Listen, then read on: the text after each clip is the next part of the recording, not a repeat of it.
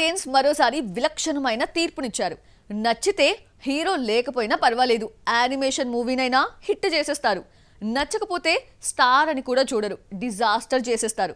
నెల తిరగకుండా Telugu cinema industry భారీ ఫ్లాపులు చూసింది.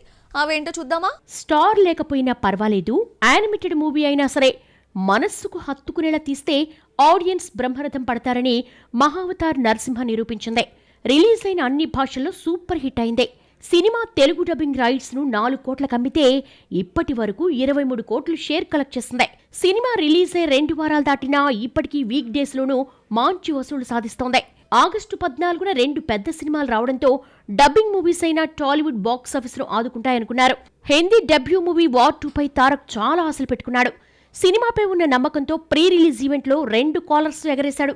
అయితే వార్ 2 రిజల్ట్స్ మరోసారి కాలర్ ఎగరేసే ఛాన్స్ ఇవ్వకుండా చేసింది. హీరో వరుస హిట్స్ కు వార్ 2 బ్రేక్ లేసింది. టెంపర్ నుంచి దేవర వరకు 7 హిట్స్ తో దూసుకుపోతున్న తారక్ ను వార్ 2 ఫ్లాప్ లోకి నెట్టేసింది. Yash Raj films spy thrillers genre లో ఎన్ని హిట్స్ కొట్టినా కొత్తగా లేకపోవడంతో వార్ 2 ను ఆడియన్స్ రిజెక్ట్ చేశారు. ఎన్టీఆర్ కు తెలుగులో ఉన్న క్రేజ్ ను యూజ్ చేసుకుని తెలుగు డబ్బింగ్ రైట్స్ ను 90 కోట్లకు అమ్మితే తెలుగులో 4 రోజుల్లో 40 కోట్లు మాత్రమే వచ్చింది. ఇంకా సగం కూడా రాలేదంటే కోలుకోవడం కష్టమే. వార్ 2 తెలుగులోనే కాదు పాన్ ఇండియా ఫ్లాప్ అయింది. వరల్డ్ వైడ్ థియేట్రికల్ రైట్స్ ను 307 కోట్లకు అమ్మితే సగం కూడా రాలేదు. 4 రోజుల్లో 140 కోట్లు మాత్రమే వచ్చింది.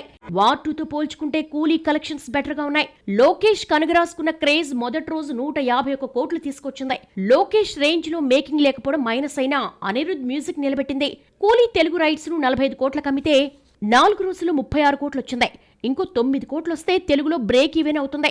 బాక్స్ ఆఫీస్ వద్ద కూలీ గట్టెక్కాలంటే వీక్ డేస్ రన్నింగ్ బాగుండాలి. అలా సత్తా చూపితేనే బ్రేక్ ఈవెన్ అయ్యే అవకాశం ఉంది.